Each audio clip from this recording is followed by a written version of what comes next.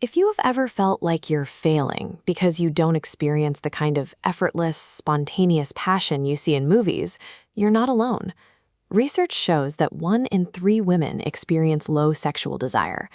It is a widespread norm across age groups and relationship statuses. This chart represents how human sexual desire naturally waxes and wanes. It is rarely a constant flatline. It rises and falls over days, months, and even years. Like happiness, sexual desire is a responsive emotion. It responds to specific triggers in our environment, rather than being a constant biological state that is simply always on. We are going to walk through a 4-step, science-backed framework to manage the biological stress response, examine the myth of spontaneity, and build lasting closeness. The following steps focus on identifying and managing the external factors that interrupt this responsive system. Step 1 is an audit. This shifts the focus away from internal flaws and toward your external environment. Chronic stress, fatigue, negative thinking, and constant worrying act as physical barriers. These factors actively block your body's ability to receive and process sexual triggers. Grab a pen and a piece of paper and write down your personal daily stressors. Seeing them documented shows you exactly what is crowding out your response system. Step 2 targets those stressors.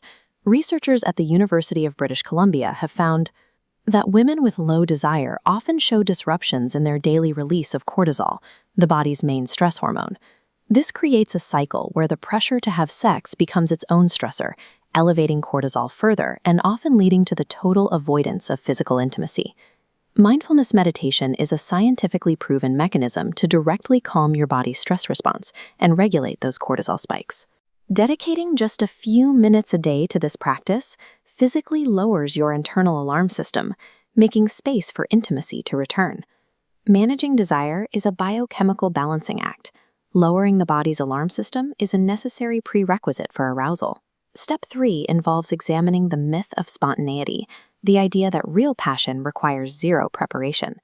Waiting to be swept away by sudden desire often traps busy couples full of waiting and disconnection. Take out your schedule and deliberately block out dedicated time for physical intimacy. Treat it with the same priority as any other critical life commitment.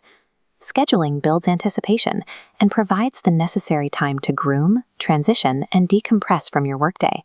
Having a set time also removes the daily performance anxiety of wondering whether or not intimacy will happen. Step 4 is adopting the good enough sex model. This involves letting go of the requirement for flawless, cinematic passion during every encounter. Research indicates that couples can maintain highly satisfying sexual connections even when they start an encounter with very low initial desire. A thriving, long-term sexual connection relies on the deliberate, intentional choices made over time. To recap, we have looked at auditing stress barriers, regulating cortisol through mindfulness, and scheduling intimacy. Focusing on the conditions that allow connection to flourish provides emotional relief and removes the pressure of waiting for spontaneous desire to appear.